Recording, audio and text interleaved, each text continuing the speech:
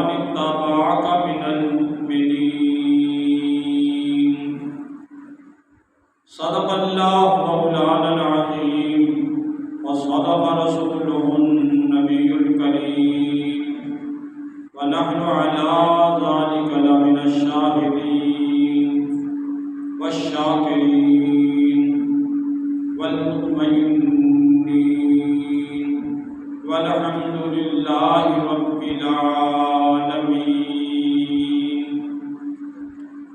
إن الله وملائكته يصلون على النبي يا أيها الذين آمنوا صلوا عليه وسلموا تسليما الصلاة والسلام عليك يا رسول الله وعلى آلك وصحابك يا حبيب الله اللهم صل على سيدنا ومولانا محمد وعلى آل سيدنا ومولانا محمد قدر حسنه وجماله وجاهه وجلاله وبره ونواله وجوده وكماله وعلى وارث حال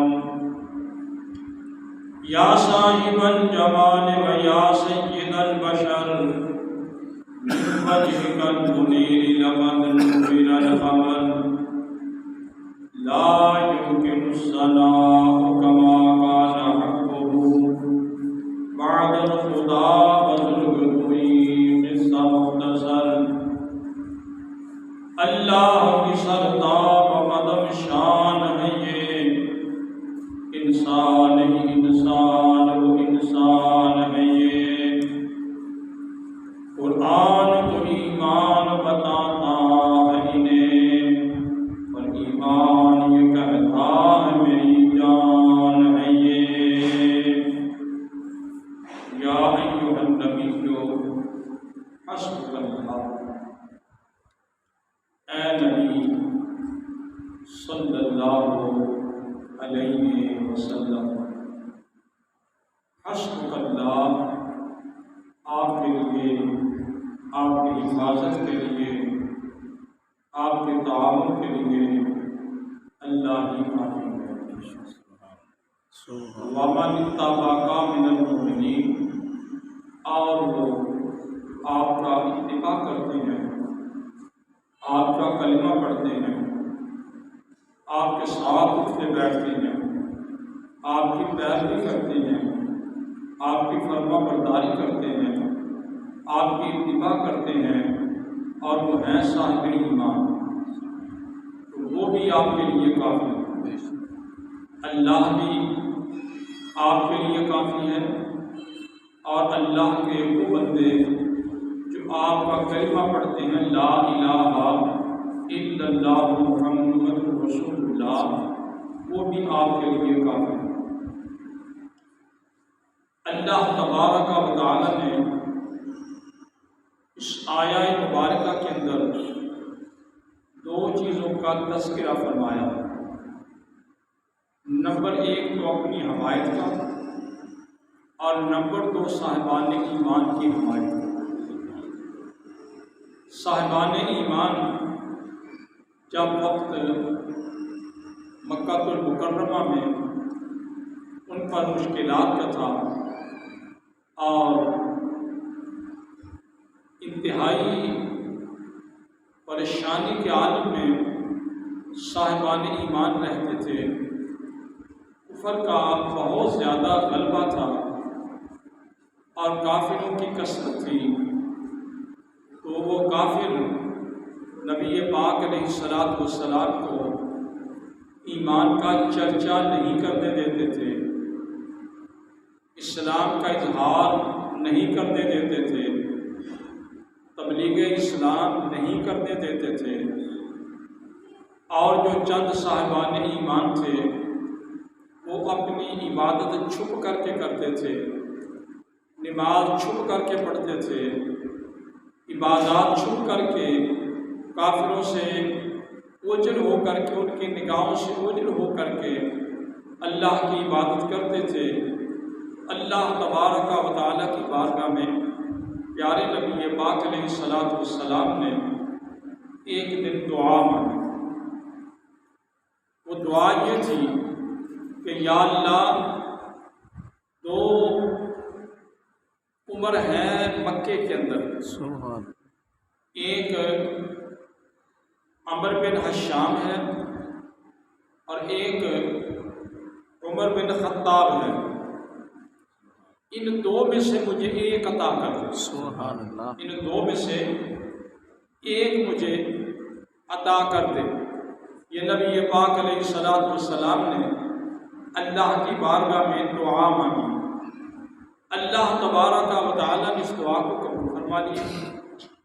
قبول فرمایا تو اللہ کو جو عمر پسند آیا وہ عمر بن خطاب پسند آیا۔ سبحان اللہ، اللہ کو جو پسند آیا دین کے لیے، ایمان کے لیے، اسلام کے لیے، تائید حق کے لیے، حق و باطل میں فرق کرنے کے لیے اور حق کا ساتھ دینے کے لیے، مرد میدان بننے کے لیے اگر اللہ تبارک و تعالیٰ کو پسند آیا تو وہ حضرت عمر بن خطاب رضی اللہ تعالیٰ عنہ اللہ تبارک و تعالیٰ کو پسند آئے، اللہ نے ان کے دل کے اندر ایمان کی دولت ڈال دی۔ سبحان اللہ، ایمان کی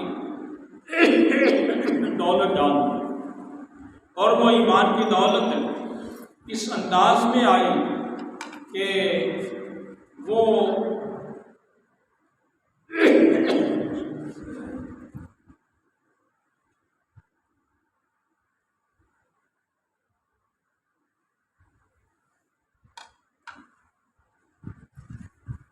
اپنے گھر سے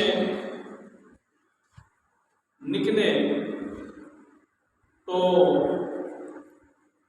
ایک آدمی کو دیکھا کہ وہ عبادت کر رہا ہے۔ سبحان انہیں غصہ آیا دیکھ کر کے کہ یہ تو ہمارا دین چھوڑ چکا۔ آپ نے اسے ذرا تھوڑا سا ڈانٹا۔ اس نے کہا عمر مجھے کیا کہتے ہو؟ تمہاری تو بہن بھی مسلمان ہو گئے، تمہارا بھائی بھی مسلمان ہو گیا، سبحان اللہ، تمہارا بہنوئی بھی مسلمان ہو گیا، تمہارا بہنوئی بھی مسلمان ہو گیا اور تمہاری بہن بھی مسلمان ہو گئی۔ وہ غصے کے ساتھ اس کو چھوڑ کر کے وہ اپنی بہن کی گھر کی طرف دوڑ پڑے۔ جب گئے دروازے کے پاس تو کیواڑ اندر سے بند تھا، دروازہ بند تھا، اور اس وقت اس صاحبان ایمان قرآن کی تعلیم لے رہے تھے، اور ایک استاد ان کے پاس یعنی نبی پاک علیہ السلام کا ایک صحابی ان کو تعلیم دے رہا تھا۔ انہوں نے دروازہ ذرا زور سے کھٹکھٹایا۔ دروازہ کھٹکھٹانے کی دیر تھی، اندر تو کھلبلی مچ گئی۔ ہمشیرہ نے کہا کہ یہ جو دروازہ کھٹکھٹایا گیا ہے نا، یہ میرے بھائی عمر کا دروازہ کھٹکھٹایا ہے۔ اس انداز میں وہی کھٹکھٹا سکتا ہے، کوئی اور ہمارا دروازہ نہیں کھٹکھٹا سکتا۔ ان کے خامد نے کہا کہ لیکن جس انداز میں کھٹکھٹایا گیا ہے اس کے اندر غصہ ہے، نفرت ہے اور خشونت ہے، غضب ہے۔ انہوں نے کہا پھر آج وہ غصے میں آئے ہیں، خدا جانے کیا ہوگا۔ استاد کو تو چھپا دیا گیا۔ آگے بڑھ کر کے ہمشیرہ نے دروازہ کھولا تو کہا حضرت عمر نے کہ تم جو ہے وہ ہمارا دین چھوڑ چکی ہے، اب مسلمان جھوٹ تو نہیں بولتا۔ انہوں نے کہا کہ میں نے وہ دین حاصل کیا ہے جو ہمارے جد امجد حضرت سیدنا ابراہیم علیہ السلام کا دین ہے۔ سبحان اللہ، تو بلا اس دین کو کیسے چھوڑ سکتے ہیں جو حضرت سیدنا ابراہیم علیہ السلام کا دین ہے؟ ہمیں تو اس دین کی طرف ہی جانا ہے، اسی دین کو ماننا ہے۔ انہوں نے کہا وہ کہاں سے لے لیا؟ انہوں نے کہا ہم نے محمد الرسول اللہ صلی اللہ علیہ وسلم سے لے لیا۔ اب پوچھا تو تمہارا خامد کدھر ہے؟ انہوں نے کہا ادھر ہی۔ سعید آگے بڑھے، انہوں نے ان کو مارا پیٹا۔ ہمشیرہ جو چھڑانے گئی تو ان کو بھی انہوں نے تو ہتھڑ مارا، وہ تو پیچھے ہٹ گئے، لیکن پوچھنے لگے تم کیا کر رہے تھے؟ انہوں نے کہا کرنا کیا تھا، ہم قرآن پڑھ رہے تھے۔ انہوں نے کہا قرآن کیا ہے؟ انہوں نے کہا اگر تم تھوڑے سے غصے سے باہر آ جاؤ تو ہمیں تمہیں بتا دیتے ہیں کہ قرآن کیا ہے۔ انہوں نے کہا اچھا اگر یہی بات ہے تو مجھے قرآن دکھاؤ۔ اس زمانے میں قرآن کتاب کی شکل میں تو نہیں تھا، اس زمانے میں تو قرآن جو ہے وہ سینوں کے اندر تھا یا زبانوں کے اندر تھا۔ سبحان اللہ۔ وہ انہوں نے کہا کہ پھر ہمارا استاد بھی موجود ہے، قرآن وہ تمہیں سکھائے گا۔ انہوں نے کہا چلو وہ تو بتائے یا تم بتاؤ، مجھے بتاؤ تو صحیح نا۔ غصہ تو ٹھنڈا ہو گیا۔ حضرت سعید نے جو ان کے بہنوئی تھے انہوں نے قرآن مقدس کی کچھ آیات مبارکہ جو ہے وہ تلاوت کی، جن میں سے مشہور یہ ہے کہ آپ نے سورہ طٰہٰ کی پہلی آیتیں تلاوت کی۔ طٰہٰ مَا أَنزَلْنَا عَلَيْكَ الْقُرْآنَ لِتَشْقَىٰ، یہ آیات جو ہیں انہوں نے وہ گویا کہ تلاوت کی۔ جب یہ قرآن پاک کی آیات تلاوت کی نا تو حضرت عمر فاروق رضی اللہ تعالیٰ عنہ کا غصہ سب ختم ہو گیا، اور وہ اتنی محبت سے انہوں نے سن کر کہنے لگے کہ کتنا ہی اچھا ہو کہ تم مجھے اس کے پاس لے جاؤ جس پر یہ قرآن نازل ہوتا ہے، جس پر یہ قرآن نازل ہوتا ہے، مجھے تم اس کے پاس لے جاؤ تاکہ میں قرآن پاک جو ہے وہ ان کی زبان سے سنوں۔ انہوں نے کہا کہ ان کے پاس جانے کے لیے تو پھر تمہیں ذرا اپنے ظاہر کو صاف ستھرا کرنا پڑے گا اور باطن کو بھی صاف ستھرا کرنا پڑے گا۔ جب تم ظاہر کو اور باطن کو صاف ستھرا نہیں کرو گے تو ہم تمہیں کیسے لے کر کے جائیں گے؟ انہوں نے کہا ٹھیک ہے، میں غسل بھی کر لیتا ہوں، میں پانی بھی لے لیتا ہوں، میں لباس بھی بدل لیتا ہوں، مجھے لے کر کے چلو۔ وہ چل پڑے۔ جب نبی پاک علیہ السلام اس وقت دار ابن ابی ارقم کے اندر جلوہ افروز تھے، جا کر کے جب دروازہ کھٹکھٹایا، اندر حضرت حمزہ رضی اللہ تعالیٰ عنہ، حضرت عباس رضی اللہ تعالیٰ عنہ، عمار بن یاسر رضی اللہ تعالیٰ عنہ، صہیب رومی رضی اللہ تعالیٰ عنہ، یہ تقریباً 39 صحابہ کرام اندر موجود تھے، 39 موجود تھے۔ تو کسی نے کباڑ سے دیکھا تو بارگاہ رسالت میں عرض کیا کہ یا رسول اللہ عمر آیا، تلوار بھی اس کے پاس ہے، غضبناک بھی نظر آتا ہے۔ حضرت سیدنا امیر حمزہ رضی اللہ تعالیٰ عنہ نے کہا کہ پھر کیا ہوا؟ اگر وہ غلط ارادے سے آیا ہے تو تلوار بھی اسی کی ہوگی اور گردن بھی اسی کی ہوگی، کاٹ کر کے رکھ دوں گا۔ انہوں نے دروازہ کھولا، حضرت عمر آگے بڑھے، نبی پاک علیہ السلام نے ان کے بازو کو پکڑ کر کے کہا کہ کیا ابھی ایمان لانے کا وقت نہیں آیا؟ کیا تمہارا کفر ابھی ختم نہیں ہوا؟ کیا تم نے ایمان کی دولت کو پہچانا نہیں؟ حضرت عمر رضی اللہ تعالیٰ عنہ کہنے لگے کہ اس سے پہلے تو نہیں پہچانا تھا، لیکن اب میں نے تمہارا چہرہ جو دیکھا تو پہچان لیا۔ اب آپ فرمائیے کہ کیا کہتے ہیں؟ فرمایا بس کچھ نہیں کہتا، یہی کہتا ہوں کہ اللہ کو ایک مانو، اللہ وحدہ لا شریک ہے، اس کو ایک مانو، کہو لا الہ الا اللہ محمد رسول اللہ۔ انہوں نے فوراً کلمہ پڑھ لیا، انہوں نے فوراً کلمہ پڑھ لیا۔ ان کے کلمہ پڑھنے کی دیر تھی، جو صحابہ کرام تشریف فرما تھے، بے ساختہ ان کی زبان سے نعرہ تکبیر، اللہ اکبر کا نعرہ اتنی آواز کے ساتھ نکلا کہ مکہ کی وادیاں گونج اٹھی، مکے کے اندر آواز پھیل گئی، اور اس مکے کے جو لوگ قرب و جوار میں بھی نہیں تھے، گھروں کے اندر تھے، وہاں بھی آواز پہنچ گئی۔ وہ لوگ پریشان ہو گئے کہ اللہ اکبر کا نعرہ کس نے لگایا۔ ایک دوسرے کو دیکھتے تھے لیکن آواز نظر نہیں آتی تھی، جو صاحب آواز بھی نظر نہیں آتا تھا، آواز دینے والا بھی نظر نہیں آتا تھا، آواز بھی نظر نہیں آتی تھی۔ تو وہ آواز کا نظر نہ آنا اور ان کا اس آواز کو بلند کرنا، یہ عجیب قسم کا معاملہ تھا۔ وہ لوگ جب ظاہر ہوئے، حضرت سیدنا عمر فاروق رضی اللہ تعالیٰ عنہ کے متعلق پتہ چلا کہ انہوں نے دولت ایمان کو حاصل کر لیا ہے، اور جو دولت ایمان انہوں نے حاصل کی ہے، اس کے حاصل کرنے پر صحابہ کرام میں خوشی کی لہر دوڑ گئی ہے۔ جب لہر دوڑ گئی ہے تو انہوں نے نعرہ تکبیر لگایا ہے، انہوں نے کہا اچھا آج عمر بھی مسلمان ہو گیا۔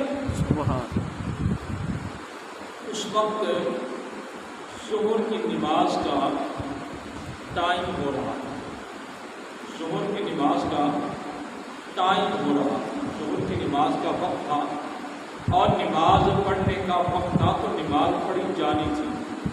اب وہ نماز پڑھنے کی تیاری کر رہے ہیں تو نبی پاک علیہ السلام نے فرمایا کہ ایسا کرو کہ صفیں باندھو تاکہ میں نماز پڑھاؤں۔ ابوبکر صدیق حضرت عمر فاروق بول پڑے، کہنے لگے کہ ایک بات مجھے ارشاد فرمائیے کہ نماز یہ خانہ کعبہ میں پڑھنی چاہیے یا اس مقام پر پڑھنی چاہیے؟ فرمایا پڑھنی تو خانہ کعبہ میں چاہیے، لیکن وہاں مخالفت ہے اور کافر ہیں وہاں پر، تو ہمیں نماز نہیں پڑھنے دیں گے، تو یہاں ہی نماز ادا کر لیتے ہیں۔ انہوں نے کہا جب تک عمر نے ایمان قبول نہیں کیا تھا اس وقت تک آپ نماز اس مقام پر پڑھ سکتے تھے، لیکن آج جو اللہ نے مجھے دولت ایمان دی ہے تو آج نماز سر عام پڑھی جائے گی، سر عام پڑھی جائے گی، کفر کے گڑھے میں پڑھی جائے گی، کفر کے مرکز میں پڑھی جائے گی اور کافروں کے سامنے پڑھی جائے گی۔ آج میں دیکھوں گا کون ہے مائی کا لال جو میں اللہ کی توحید سے روک سکتا ہے، نماز سے روک سکتا ہے۔ ہمیں نماز سے کون ہے جو روکے گا؟ آج نماز ہم خانہ کعبہ کے پاس پڑھیں گے، حرم کعبہ میں پڑھیں گے، حرم شریف کے اندر پڑھیں گے اور ہم باہر نہیں پڑھیں گے۔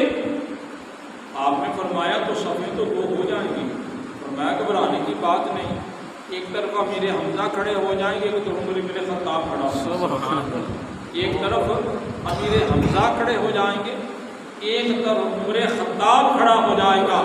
بس عمر جو ہے وہ اس وقت تمہاری حفاظت کرے گا اور سینہ تان کر کے آگے آئے گا، میں دیکھوں گا اس کی تلوار کی زد میں کون کافر آتا ہے، کون ہے جو اپنی بیوی کو ران کرتا ہے، اب بیوہ کرتا ہے، اور کون ہے جو آج اپنے بچوں کو یتیم کرتا ہے اور ہمیں نعرہ تکبیر سے روکتا ہے۔ ہم دیکھیں گے آج اللہ کا نعرہ لگانے سے کون روکنے والا ہے۔ حقیقت تو یہ ہے عمر فاروق نے ایمان قبول کیا تو اللہ اکبر کا نعرہ لگا۔ آج اگر ہم لوگ نعرہ لگاتے نعرہ تکبیر، تو میرے نزدیک تو ہے کہ یہ اس مکان کے اندر جہاں پر نبی پاک علیہ السلام صحابہ کو لے کر کے چھپ کر کے نماز پڑھتے تھے، ان کے ایمان لانے پر انہوں نے نعرہ تکبیر لگایا تو یوں نہ کہہ تو کہ نعرہ تکبیر کی ابتدا تو عمر کی ایمان سے ہوئی، بے شک عمر فاروق کے ایمان سے نعرہ تکبیر کی جو ہے وہ ابتدا ہوئی۔ اچھا مزے کی بات تو یہ ہے آج فرقوں میں فرق ضرور ہے، نعرہ رسالت لگائیں یا نہ لگائیں، لیکن نعرہ تکبیر پر کسی کو کوئی اختلاف نہیں جی، وہ سبھی لگاتے ہیں نعرہ تکبیر اور بڑے جوش و خروش سے لگاتے ہیں۔ میں یہ کہنے میں حق بجانب ہوں کہ یہ پہلی سنت و صحابہ کی ہے جنہوں نے عمر فاروق کو ایمان قبول کرتے ہوئے نعرہ لگایا۔ سبحان اللہ، سبحان جی نعرہ لگایا تھا تو حضرت سیدنا عمر فاروق رضی اللہ تعالیٰ عنہ کے ایمان لانے پر نعرہ لگایا تھا، اور نعرہ اس وقت سے آج تک گونج رہا ہے۔ مجاہد بھی نعرہ یہی لگاتا ہے اور سپاہی بھی نعرہ یہی لگاتا ہے، کفر کے خلاف جہاد ہو تو نعرہ یہی لگتا ہے، اور اگر لوگوں میں ایمان کی حرارت کو جگانا ہو تو نعرہ یہی لگتا ہے، اور اللہ والے جو ہیں وہ بھی اپنے ہاں نعرہ لگاتے ہیں تو یہی لگاتے ہیں۔ کیوں لگاتے ہیں؟ اس لیے کہ عمر فاروق کی یاد تازہ ہو، بے شک عمر فاروق کی یاد تازہ ہو جاتی ہے کہ سیدنا عمر فاروق رضی اللہ تعالیٰ عنہ نے یہ نعرہ لگایا تھا تو اس وقت صاحبان ایمان کے ایمان کو ظاہر کیا گیا، صاحبان ایمان کو ان کے ایمان کو ظاہر کیا گیا تھا۔ اب پتہ چلے کہ جب ایمان کو ظاہر کرنے کے لیے اللہ اکبر کا نعرہ لگتا ہے تو اللہ اکبر نعرے کی بلندی کرنے کے لیے عمر فاروق کا بھی نعرہ لگانا چاہیے۔ سیدنا عمر فاروق رضی اللہ تعالیٰ عنہ ان کا بھی نعرہ لگانا چاہیے، اور حقیقت تو یہ ہے حق و باطل کے درمیان فرق کرنے میں حضرت عمر فاروق کا بہت بڑا مقام ہے۔ نبی پاک علیہ الصلوۃ والسلام نے فرمایا عمر جس راستے سے گزرتا ہے اس راستے سے شیطان جو ہے وہ بھاگ جاتا ہے، شیطان جو ہے وہ بھاگ جاتا ہے۔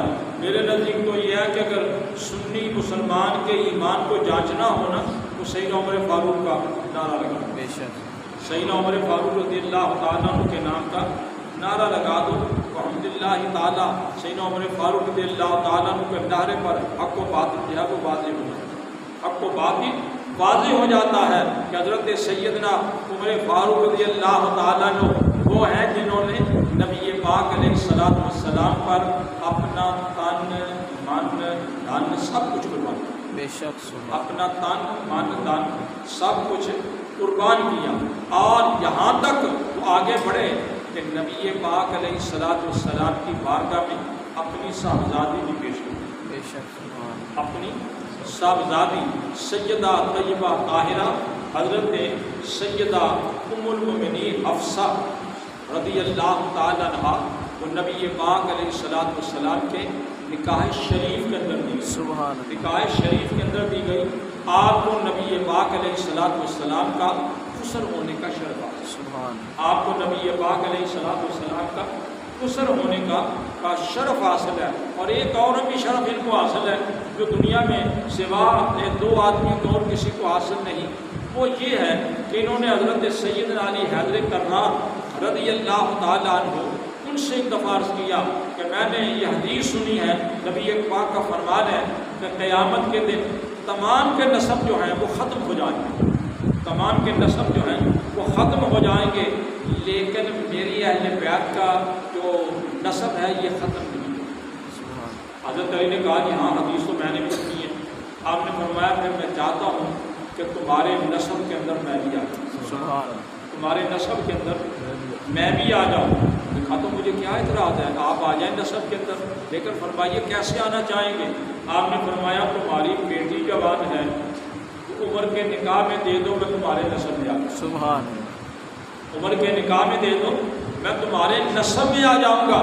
میں کہا تو مجھے کیا اعتراض ہے، عمر جیسا مجھے داماد ملے، کائنات میں تو مجھے کسی اور کو کیا چاہیے؟ حقیقت بھی یہ ہے کہ حضرت عمر فاروق رضی اللہ تعالی عنہ جیسا اللہ تبارک و تعالیٰ نے 1400 سال میں کسی اور کو پیدا ہی نہیں۔ ایک فرد ہے جن کے بارے میں یہ الفاظ آتے ہیں، جن حضرت عمر بن عبدالعزیز رضی اللہ تعالیٰ عنہ کہ یہ عمر ثانی ہے، یہ عمر ثانی ہے۔ وہ تفصیل میں نہیں ہے، کوئی وقت نہیں ہے اتنا، لیکن حقیقت بات یہ ہے کہ حضرت عمر فاروق نے جو اصطلاحات اپنے دور کے اندر کی، جو آپ نے جس انداز کے اندر حکومت کی، اس وقت غالباً 24 لاکھ مربع میل پر 24 لاکھ میل پر اسلام کی حکومت کی۔ بے شک 24 لاکھ، ذرا اندازہ تو فرمائیے کتنی بڑی آپ نے وسعت دی، اور وسعت کی کیفیت کے ساتھ یہ بھی اعلان تھا کہ اگر نیل، دریائے نیل کے کنارے پہ ایک انسان بھی بھوکا مر جائے، عمر قیامت کے دن اس کا جواب دے ہوگا، عمر قیامت کے دن اس کا جواب بھی ہوگا۔ ذرا اندازہ لگائیے اس دور کے اندر رسل و رسائل کے اور یہ آمد و رفت کے، یہ اطلاعات کے، یہ موجودہ دور کے گویا کے نظام تو نہیں تھے اور نہیں تھا، لیکن کمال کی بات ہے حضرت سیدنا عمر فاروق رضی اللہ تعالیٰ نے عدل کا وہ نظام قائم کیا۔ آج غیر مسلم بھی اس کو اپنانے پر مجبور ہے، اعتراف کرنے پر مجبور ہے، اور اعتراف کرتے ہیں کہ حضرت سیدنا عمر فاروق رضی اللہ تعالیٰ عنہ نے جو عدل فاروقی قائم کیا تھا، اس کی جواب پوری انسانیت کے اندر موجود ہے، پوری انسانیت میں موجود نہیں۔ یہی وجہ ہے کہ ہم اہل سنت و جماعت حضرت سیدنا امیر المؤمنین حضرت عمر فاروق رضی اللہ تعالیٰ عنہ کے ساتھ محبت کا اظہار کرتے ہیں، اور کیوں نہ کریں۔ میرے نزدیک تو یہ ہے کہ ایمان مکمل ہی نہیں ہوتا جب تک عمر فاروق کے ساتھ آدمی کی محبت نہ ہو، عمر فاروق رضی اللہ تعالیٰ عنہ کے ساتھ محبت نہ ہو۔ محبت کا ہونا ان کے ساتھ بہت زیادہ ضروری ہے، اور اگر ذرہ برابر بھی کسی کے دل کے اندر کینہ ہے تو وہ یقین کر لیں کہ اس کا ایمان مکمل نہیں، بلکہ میں یہ کہنے میں حق بجانب ہوں اس کا عمرہ قبول نہیں، اس کا حج قبول۔ بے شک اس کی زیارت حرمین، نبی پاک علیہ السلام کی بارگاہ کی زیارت اس کی مقبول نہیں۔ کیوں؟ اس لیے کہ حضرت عمر فاروق ہیں کہاں؟ وہ نبی پاک کے ساتھ ہیں۔ ابوبکر صدیق کہاں ہے؟ وہ نبی پاک کے ساتھ ہیں۔ نبی پاک علیہ السلام کا ایک ارشاد یہ بھی تھا، فرمایا کہ میرے 2 وزیر آسمان پر ہیں اور 2 وزیر میرے زمین پر ہیں۔ آسمان پر جو وزیر ہیں وہ جبریل و میکائیل ہیں، زمین پر جو ہے وہ ابو بکر و عمر ہیں۔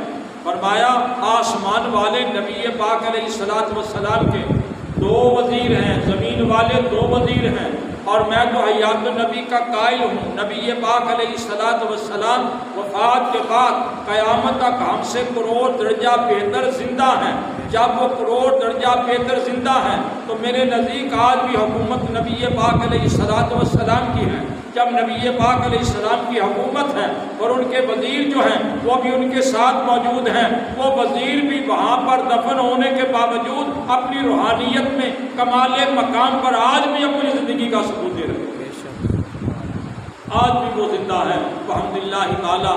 انشاءاللہ کل شاید حرم کا یہ محرم کا جو ہے وہ چاند نظر آ جائے اور کل یکم ہو جائے۔ کل آپ کی شہادت ہے، کل آپ کی شہادت ہے۔ اگر ہو سکا تو ہم انشاءاللہ اگلے جمعے میں کچھ نہ کچھ یہ بیان کریں گے، لیکن بیان کرنا چاہیے اور شہدائے کر کو بلا کر بھی بیان کریں گے۔ ایک بات